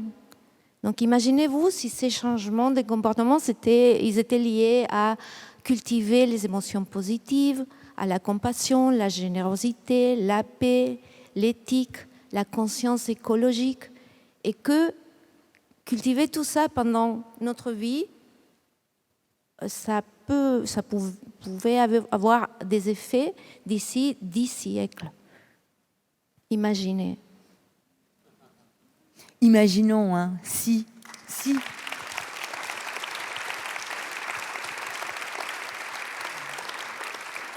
Est-ce qu'il y a d'autres belles questions? Oui, je crois. Oui, moi j'ai une question. Bonjour, c'est par rapport au fonctionnement du cerveau que vous avez observé. J'ai passé une bonne partie de ces 2 dernières années dans la jungle, donc en Amazonie, au Mexique, et donc rencontré beaucoup de chamans et de gens dans ces milieux-là qui, eux, travaillent avec des substances qui activent une glande vers le centre du cerveau, si je ne dis pas de bêtises, la glande pinéale. Et je voulais savoir si vous, dans vos études, vous avez observé une activation de cette glande et un fonctionnement sur le corps soignant plusieurs choses de par donc, ces substances activant cette partie-là du cerveau. Antoine Lutz. Non, on n'a pas mesuré cette région en particulier, mais les drogues dont vous faites référence, comme l'ayahuasca, c'est ça plutôt? Non. L'ayahuasca, mais la plus proche de la génétique humaine et la plus intense, est un crapaud situé dans le nord du Mexique. Ok. Mais souvent, ça ne touche pas une seule région, ça va avoir un impact sur de nombreux neurotransmetteurs, des systèmes en fait entiers du cerveau, la sérotonine notamment, qui vont être affectés par ces drogues qui agissent à plein de niveaux. Donc je ne pense pas que c'est une seule région. Donc la réponse est qu'on n'a pas vu ça chez les militants. Mais à mon sens, pour bien comprendre le lien entre les deux, c'est une question qui est assez vaste parce que c'est une drogue comme ça agit dans de nombreux systèmes chimiques dans le cerveau. Et il y a un intérêt maintenant d'explorer scientifiquement les parallèles qui existent entre des états de méditation ou d'hypnose et des trans, soit chamaniques ou avec des substances psychédéliques. C'est un peu en train de redécouvrir les années 70. Et il y a plusieurs congrès qui sont autour de ces questions. Et d'ailleurs, le thème qu'il va y avoir en 2019 du workshop NCCON de l'Institut Mind and Life, ça va porter sur cette thématique. On va rassembler environ une quarantaine de chercheurs dans 3 disciplines, donc la méditation, l'hypnose et les chercheurs sur les substances psychédéliques pour essayer de comprendre les passerelles et les systèmes qui sont peut-être communément activés dans ces différentes pratiques. Voilà. Mais donc en fait, il n'y a pas encore vraiment de connaissances un peu unifiées qui émergent, mais c'est un thème qui est en train qu'on voit émerger en ce moment dans la communauté scientifique. De même pour essayer de comprendre en fait aussi comment ça fonctionne, et sans a priori au fond, c'est ça aussi. Oui. Mais d'ailleurs, les drogues, certaines drogues psychédéliques comme le LSD ou commencent à être réutilisées en clinique dans certains hôpitaux aux États-Unis et en Suisse. J'en connais un cas, par exemple, chez des patients en phase de cancer terminal. Il semble que d'avoir fait une expérience très intense comme ça, existentielle, ça peut ouvrir des portes et un rapport à la mort qui va changer. Donc il y a maintenant un nouvel intérêt pour certaines de ces voies d'accès à l'exploration de la conscience. On ouvre les portes et les fenêtres. Merci pour cette question. Il y en a une autre. Oui. Bonjour, merci beaucoup. Je voulais vous demander, donc, après avoir entendu donc, tout ce qui est autour de l'épigénétique qui a l'air de traverser les générations et autour du fait qu'apparemment on serait très peu maître de ce que l'on dit, que donc il y a quelque chose qui a l'air d'être opérant en dessous de notre conscience. Je voulais savoir, est-ce qu'on est occupé à parler de l'inconscient? Et je voulais avoir votre avis par rapport à l'inconscient psychanalytique. En fait, est-ce qu'il n'y aurait pas dans la psychanalyse, dans ce qui aurait été dit il y a plus de 100 ans, une intuition sur laquelle on est occupé à essayer de mettre des mots plus scientifiques aujourd'hui? Parce que les intuitions semblent un petit peu avoir des parfums communs avec ce que vous dites, les choses qui traversent les générations, des choses qui se transmettent, donc sans qu'on le sache, sans qu'on le décide, et aussi que, par exemple, les mots que je suis occupé à dire, je les ai peut-être un peu prévus, mais pourtant ils se déroulent tout seuls. Donc il y a quelque chose qui est opérant en dessous, et sur lequel je n'ai aucun pouvoir, je n'ai pas choisi. Bon, à part de venir et de Magnifique me lever, question. venir. Jean-Philippe Lachaud, peut-être pouvez-vous répondre à cette très belle question. C'est une belle intelligence collective, là, ici, hein, véritablement. Je vais pas trop me hasarder à commenter sur la psychanalyse, parce qu'en fait, je connais pas plus que ça. Par contre, disons que du point de vue, je dirais, de neurosciences, cette idée qu'il y a des calculs qui se font au niveau neuronal et dont on n'a pas complètement accès en termes conscients, c'est un peu... Enfin, je dirais pas que c'est une évidence, mais on n'en fait pas plus que ça à partir de là. Il est évident qu'on ne peut pas être conscient de tout, que tout ce qu'on fait, que nos gestes, etc., sont largement déterminés par la façon dont tout ça est organisé, connecté, que ça a été modelé par l'expérience d'avant. De là à élaborer une théorie qui donnerait un rôle central à l'inconscient, j'ai envie de dire pas plus que ça. Pas plus que ça. Antoine Lutz, peut-être, ou Perla? C'est une question un peu difficile. Je pense qu'il faut vraiment voir plus en détail la définition de ce qu'on appelle inconscient dans ce que vous a parlé Jean-Philippe, qui est un peu des processus automatiques du cerveau, de l'inconscient au sens psychanalytique. Il y a probablement des passerelles, mais je pense que la question demande d'être un peu plus approfondie. Ouais. Faudra étudier la question. Merci. Oui, il y en a une nouvelle. C'est une question tout à fait en liaison avec ça, c'est-à-dire que il y a une sagesse qui fonctionne très bien si on ne fait pas obstacle. On peut dire ça, il y a la dimension freudienne d'un certain point de vue, puisqu'il a mis en évidence ce concept. On pourrait dire qu'il y a la dimension spirituelle, c'est-à-dire qu'il faut laisser fonctionner le maître intérieur, s'il fonctionne bien. C'est une autre façon de nommer la même chose. Et dans le registre de la psychanalyse, il y a Jung, la fonction symbolique. Où c'est là-dedans? Parce que ça fonctionne, c'est une dimension importante de l'être humain. Je pense que Jung a découvert des choses. Et donc, pour moi, ça fait partie de la tâche aveugle. Il y a une tâche aveugle dans toute démarche, dans toute science. C'est une des tâches aveugles des sciences cognitives, pour moi, c'est ça. C'est et la dimension symbolique et l'inconscient. Alors, j'ai vu, il n'y a pas longtemps, un texte qui parlait du default system. Et ça, dans les sciences cognitives, ça a l'air d'être en relation avec ça. Alors nous sommes là dans une table ronde science et conscience, le système par défaut. Est-ce que quelqu'un veut Oui, effectivement. Oui, il y a effectivement je pense que fait référence à un papier qui est sorti il y a quelques années qui parle de ce qu'on appelle le réseau par défaut. Donc c'est des régions qui sont médianes du cerveau, le cortex préfrontal médian, postérieur, le précuneus, notamment, qui sont impliqués dans des processus du soi narratif, dans la constitution de modèles internes un peu de notre histoire, nos pensées, qui sont aussi utilisés lorsqu'on pense aux autres. On essaie de simuler les croyances et l'esprit des autres. D'ailleurs, c'est une des régions où on a trouvé une différence chez les experts en méditation, donc je laisserai Gaël en parler après. Mais c'est vrai qu'il y a certains chercheurs qui ont donné une interprétation, je crois, freudienne, en fait, de certains de ces processus dans le réseau par défaut. Moi, je pense que je ne suis pas compétent pour répondre vraiment honnêtement à la question je ne connais pas assez la pensée de Jung, mais je pense que ce qui est certain, c'est qu'il y a ce qui relie en fait à la thématique de la conscience, c'est qu'il y a cette recherche de sens qui est un peu la fonction de la vie de chaque organisme, c'est donner du sens aux choses. Et c'est vrai que ce réseau par défaut semble être un réseau qui joue un rôle important dans la hiérarchie du système nerveux central et qui pourrait donc implémenter certaines de ses fonctions symboliques. Est-ce que Gaëlle, vous voulez ajouter quelque chose? Il y a beaucoup d'autres questions.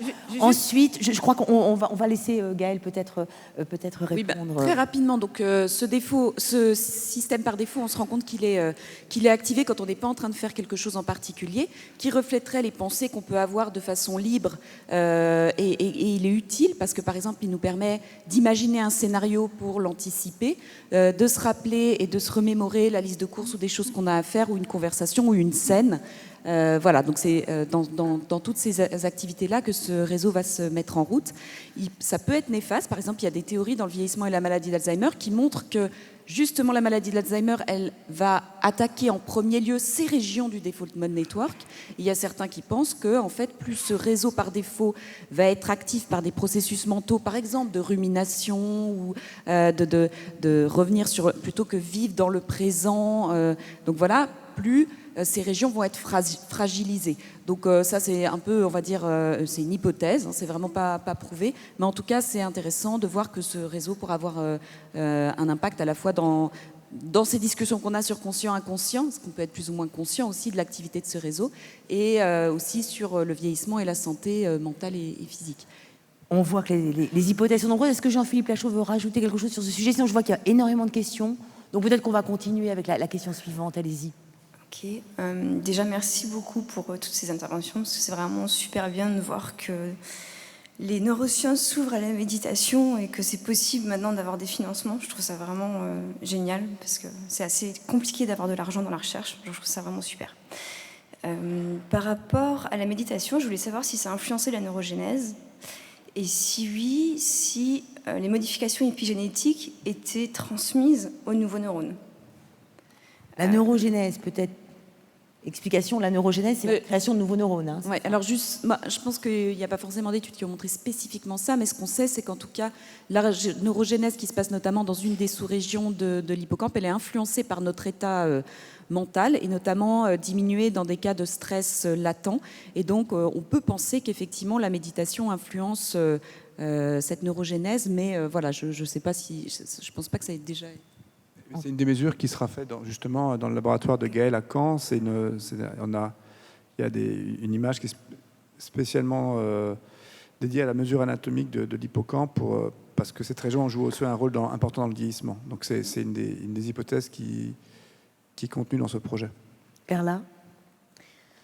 Donc, pour l'être humain, comme je vous ai dit avant, ce n'est pas possible d'aller voir la transmission des modifications épigénétiques dans le cerveau parce que c'est trop invasif et personne ne serait volontaire à donner une partie de son cerveau.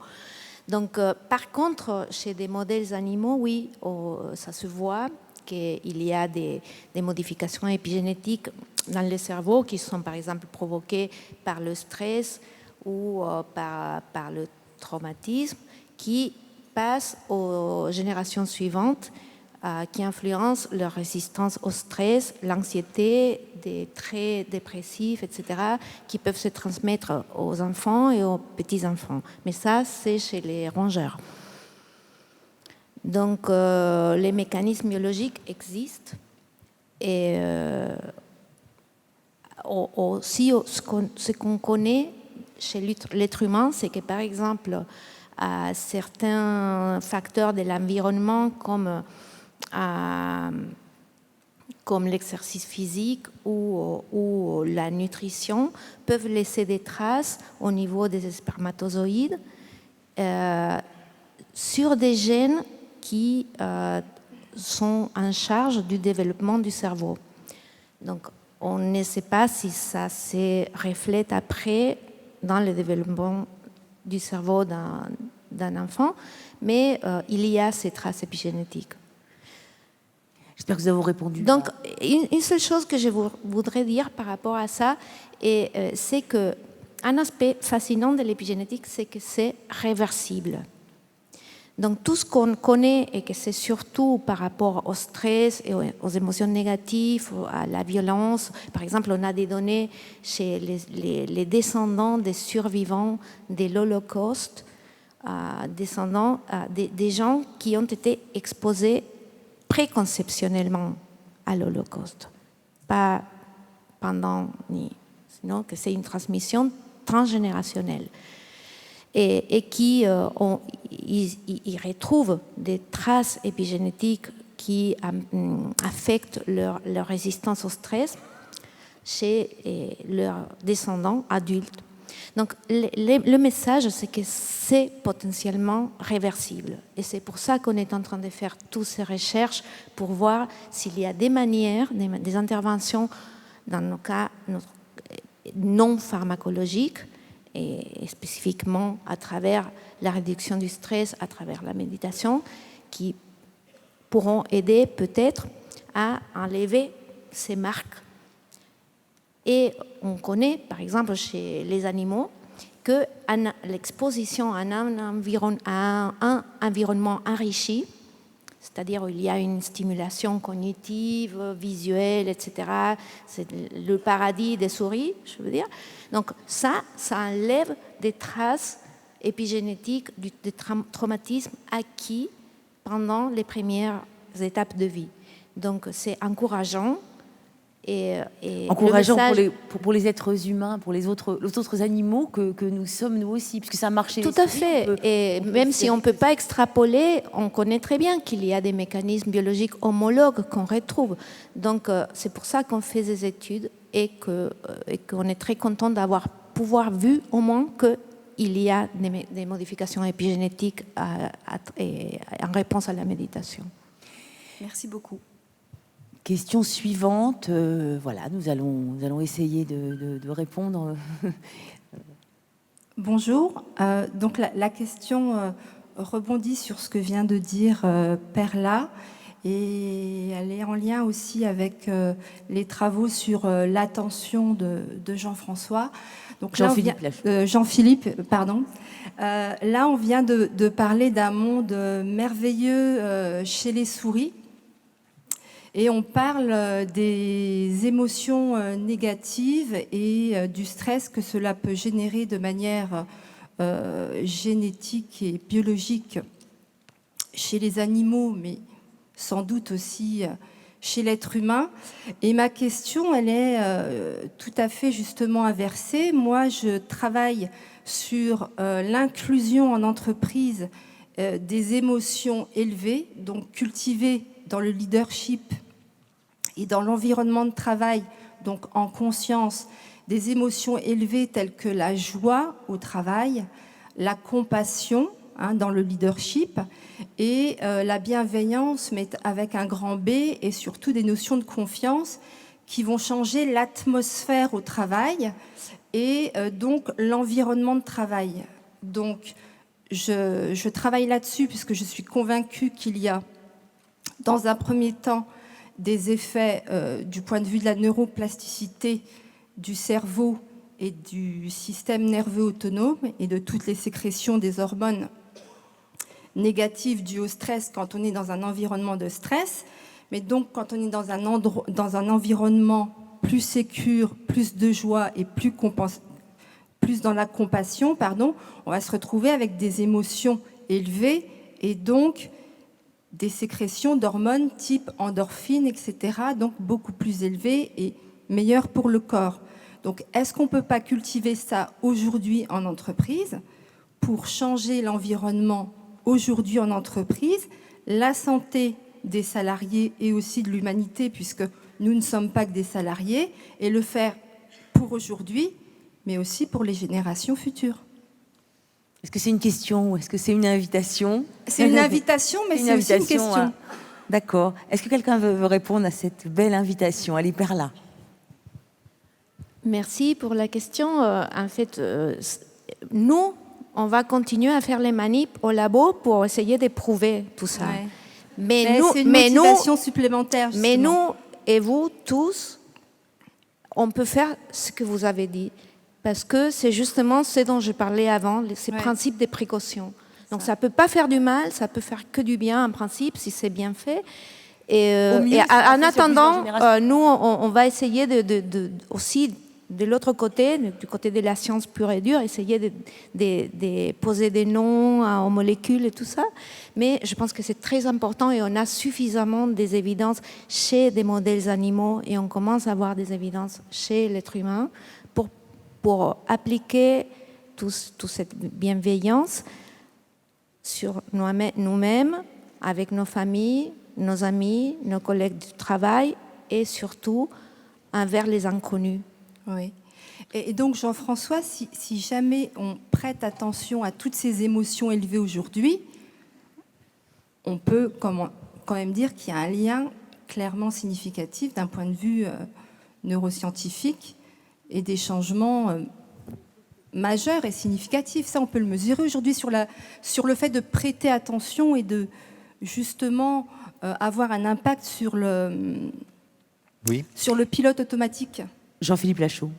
Oui, en fait... Pardon, Jean-Philippe. Pardon. C'est pas grave. Du moment que je reconnais que c'est moi, ça suffit. Oui, l'attention, en fait, ce qu'elle fait, elle filtre notre perception du monde. Elle va mettre certains éléments en relief, d'autres moins. Et effectivement, vous pouvez très bien biaiser l'attention de façon positive sur certains éléments qui sont plutôt de nature... qui déclenchent des émotions positives plutôt que d'autres.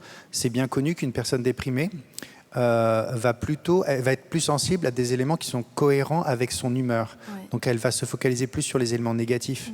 Donc effectivement, on peut changer la paire de lunettes pour se rendre plus réceptif à ces signaux positifs et déclencher une sorte de feedback positif. Après, je me rends compte à travers l'expérience que j'ai de ce qu'on fait dans les écoles, à quel point il est important que une fois que vous êtes intervenu en entreprise, enfin quelque part dans un groupe pour en gros apporter la bonne parole, à quel point il est important que la personne qui va prendre le relais ait une compréhension profonde de ce que vous avez dit. Absolument. Parce que je vois tout à fait le genre de dérive que ça peut causer, de promouvoir les émotions positives en entreprise. Après, chacun va aller observer un petit peu les autres pour voir s'il n'y en a pas un qui est un petit peu déviant, s'il avait l'air pas si positif que ça ce matin. Et du coup, c'est le mouton noir parce qu'il n'a pas l'air super heureux. Et voilà. Donc, faut quand même, ça peut complètement se retourner. Il faut faire attention. Merci pour cette précision. On va prendre les deux questions qui suivent. Merci. En essayant d'être, réellement positif, et puis sinon, si on est négatif, d'accepter d'être négatif, c'est ça. Voilà. Question suivante. Bonjour à tous. J'aimerais juste commencer par dire que j'ai une immense gratitude pour tout ce que j'entends, tout ce que je vis. Je suis bouleversé. Et justement, ma question. J'ai l'impression d'être en train d'apprendre énormément de choses et que la méditation m'a permis, qu'on a fait ensemble, de me mettre dans cet état. Et donc ma question, c'est est-ce qu'il y a un lien, est-ce que vous avez déjà travaillé là-dessus, sur la capacité d'apprendre entre la méditation et l'apprentissage? Et puis ma question par rapport à l'attention, c'est est-ce qu'on en parle beaucoup de l'importance de l'intention? Mettre une intention, sans mettre une attente peut-être, mais une intention, est-ce que si on la combine avec l'attention, il y a des choses qui se passent? Peut-être, oui. Je la prends au moins la deuxième partie. L'intention, elle est cruciale. Dans le programme Atoll, on apprend aux enfants déjà ce que c'est qu'une intention, avoir une intention claire, comment la formaliser, parce que souvent, en fait, ça suffit à faire le boulot. Être parfaitement au clair sur ce qu'on cherche à faire dans les minutes qui viennent, ça va mettre le cerveau dans des situations optimales pour trier entre ce qui est important pour ce qu'il faut faire et ce qui n'est pas important. Donc c'est vrai, ce que Antoine appellerait une situation d'attention focalisée. Donc effectivement, on utilise beaucoup ça. Il est extrêmement difficile de ne pas avoir une intention. Même, il y a ce terme mushotoku dans le zen japonais, d'être sans but. Mais en fait, en situation de méditation, même quand on est quand même en train d'essayer de faire des petits réglages fins, bien, moins bien, j'ouvre, mon attention elle est en train de se resserrer sur un truc, je réouvre. Donc il y a cette espèce d'intention qui guide. Donc c'est très très difficile de chasser l'intention. Par contre, on constate qu'un individu est en général plus efficace quand il a une intention unique, claire. Et donc on essaie de faire le ménage là-dessus par rapport à ça. C'est tout le problème de notre société actuelle qui en fait nous met en situation d'avoir un maximum d'intentions en même temps qui la plupart sont contradictoires. Et notamment, j'embraye là-dessus parce que c'est amusant, avant la disparition des contextes physiques, c'est-à-dire que maintenant vous êtes capable au même endroit de faire plein de choses vous êtes une sorte de surhomme, de surfemme, parce que vous avez cette possibilité, grâce au digital, de tout faire, de répondre à 25 collègues, de faire vos mails, de parler à tous vos amis, de ceci. Vous pouvez tout faire en même temps. Donc, justement, on peut avoir 1000 intentions à un moment donné qui sont autorisées par le contexte. Et ça peut être contradictoire en plus. Qui sont la plupart contradictoires. Et une des raisons du mal-être actuel, de ce burn-out, de cette sensation que c'est vraiment compliqué dans la tête, elle est souvent liée au fait que justement, on a cette accumulation d'intentions contradictoires et il devient de plus en plus important d'être conscient de ça et justement de faire un ménage conscient en disant qu'est-ce qui est important pour moi dans les minutes qui viennent. Après, sur la méditation, l'attention, l'apprentissage, il est évident qu'une attention plus posée, qui va moins se balader sur plein de trucs, va permettre d'être évidemment beaucoup plus réceptif, beaucoup plus en contact avec ce que vous entendez, et du coup de permettre ce temps pour faire des liens avec d'autres choses de votre expérience. Donc bien sûr que ça vous met en meilleure situation de réceptivité. Pour la première partie de la question, moi, je veux juste dire que quand je reçois des scientifiques, des chercheurs qui eux-mêmes ont une pratique, sont centrés sur eux-mêmes, on comprend tout de suite beaucoup mieux ce qu'ils disent. Je ne sais pas si leurs recherches sont faites dans une autre optique, mais en tout cas, on peut les percevoir et les comprendre beaucoup mieux. Est-ce qu'Antoine veut répondre, ou Gaël, à la première partie de la question? Gaël? Juste, après je te passe le micro. Les neurosciences cognitives, elles ont ceci de particulier qu'on travaille sur un objet avec lequel on vit tous les jours. C'est pas une science. C'est pas comme l'astrophysique où votre objet d'étude, il est très loin si vous n'avez pas votre télescope. Là, il est tout le temps là. Donc du coup, ça nous met en situation où on est un peu tout le temps en train de travailler, du moment où on se lève jusqu'au moment où on se couche, parce qu'on a notre objet d'étude et on peut tout le temps faire des hypothèses et les tester. Antoine? C'est bon, je pense qu'il y a encore d'autres questions. Effectivement, il y a encore une... je ne sais pas si on pourra en prendre autant que ça, en tout cas, il y en a une là. Bonjour, merci pour vos interventions. J'avais une question sur les modifications anatomiques du cerveau. Ma question va partir d'un exemple. Imaginons que je médite pendant 4 ans, puis je m'arrête pendant 1 an ou 2, et je veux reprendre la méditation. Est-ce que pour arriver aux mêmes modifications, aux mêmes bénéfices que j'ai réussi à acquérir, est-ce que mes antécédents de méditation vont faciliter et m'aider à retrouver plus rapidement les mêmes bénéfices? Très intéressante question. Nous n'en prendrons aucune ensuite si on arrive à y répondre rapidement. Gaël, oui. Gaël. Donc en fait, je pense que la réponse est qu'aujourd'hui on ne sait pas vraiment ça. On va s'y intéresser par exemple dans le projet dont on a parlé, le projet européen. On va regarder l'impact d'un entraînement de méditation pendant 18 mois en faisant des mesures avant et après ces 18 mois d'entraînement. Et puis on va essayer de refaire une mesure à plus long terme, 21 mois après avoir arrêté l'intervention, est-ce qu'on observe toujours les effets qu'on aurait peut-être observés après les 18 mois? Donc ça, c'est quelque chose qui va être toujours étudié. Après, je pense qu'on peut s'attendre forcément à ce que les apprentissages qu'on a faits, les choses qu'on a comprises, les muscles qu'on a musclés, etc., soient dans un état différent qu'avant d'avoir commencé avant ces 4 ans d'intervention. Donc je pense que le bon sens veut qu'on s'attende à ce qu'on soit dans un état différent, même si on a arrêté pendant quelques temps. Alors, juste deux commentaires, je vais dire des choses un peu contradictoires, mais la première, c'est rebondir sur ce qu'a dit Gaël, c'est intuitivement, oui, vous faites quelque chose, vous arrêtez, ça va rechanger, puis quand vous recommencez, ce sera un peu plus facile, mais qu'au tout au début. Donc ça, il y a déjà des données dans la littérature. Par exemple, quand vous apprenez à jongler, vous voyez après 6 semaines ou 8 semaines, vous voyez qu'il y a des régions dans le cortex pariétal dont la densité de matière grise va augmenter. Et ce qui est intéressant, c'est quand vous faites vous regardez à nouveau le cerveau quelques mois après, quand ils ont arrêté de pratiquer, vous voyez que cette région se rétracte. Donc ça montre que c'est comme un muscle. Enfin, ça doit sans arrêt un savoir-faire que vous avez mis en place doit être maintenu pour continuer à avoir ses effets. Donc c'est pour ça que souvent c'est encouragé de pratiquer tous les jours.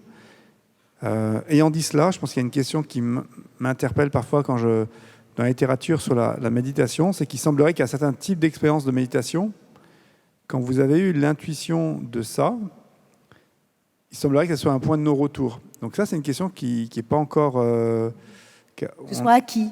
enfin, qu'il y ait quelque chose qui puisse Ouais, être acquis. bon, ça, c'est un peu théorique comme question, mais j'aime bien la soulever parce que ça pose des questions pour les neuroscientifiques. On n'a pas encore de réponse. C'est une fois que vous avez par exemple compris ce qu'on appelle la nature de l'esprit, où il semblerait que ça ait été vraiment compris, il semblerait qu'il y ait un point de non-retour et après votre perception est durablement changée. Que ce soit incarné. Voilà, donc c'est. Il semblerait. Il semblerait, donc, mais donc ça, je pense qu'il y a peut-être deux scénarios possibles, mais encore une fois, on n'a pas encore assez de données là-dessus.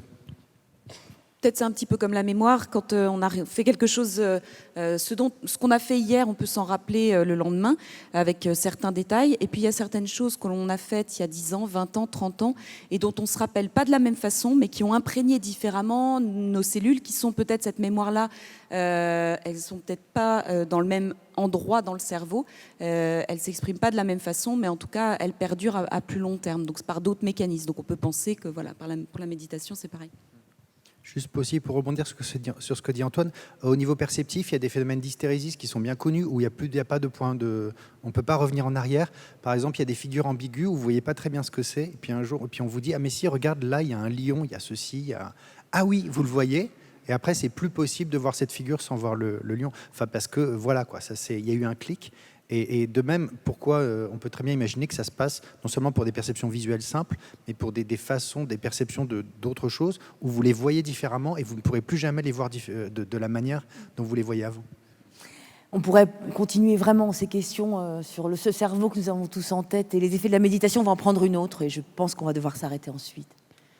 Bonjour, ça rejoint peut-être justement cette interrogation. Vous avez fait des images avec les IRM où on voit certaines zones, par exemple, quand c'est la douleur, la compassion.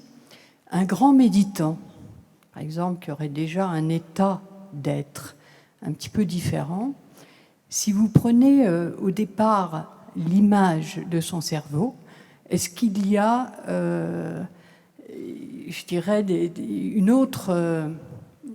quelque chose de visuel différent. Qui peut répondre Oui, alors si j'ai reformulé la question, oui, c'est pour voir si je l'ai bien comprise. Est-ce que vous posez la question de ce qu'on appelle en psychologie la notion de trait, c'est-à-dire des invariants un peu durables de personnalité, mais qui, dans le cas d'un méditant, il y aurait un sorte d'invariant durable qu'on pourrait mesurer au repos, qui caractériserait un petit peu l'expertise en méditation. C'est ce que j'ai bien reformulé ? Oui, ça peut être ça. Ça peut être aussi, par exemple, on parle beaucoup sur la spiritualité des êtres éveillés. Donc, est-ce que tous ces âmes, ces grands méditants, les êtres éveillés, si vous prenez une image du cerveau, est-ce que quand il arrive, le cerveau est différent ? Oui, d'accord. Donc, c'est une des questions qu'on s'est déjà posées, qu'on va aussi poser avec Gaël dans l'étude. La manière de poser ça, c'est de regarder le cerveau au repos.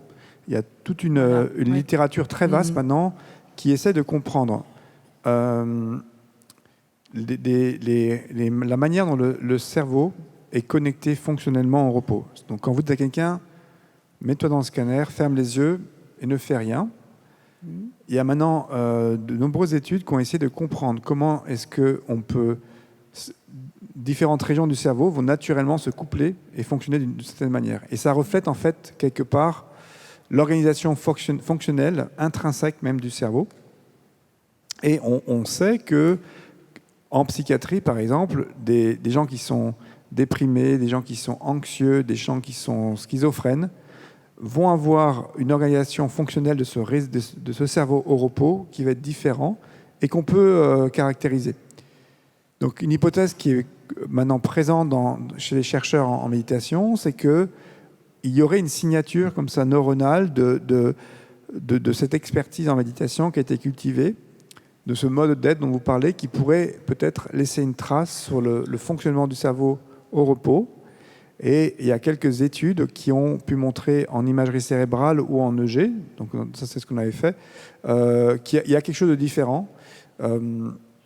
Mais c'est notamment dans certains réseaux qui sont un peu différents. Donc ça commence à émerger, mais comme je l'ai dit, je pense qu'on n'a pas encore assez de recul.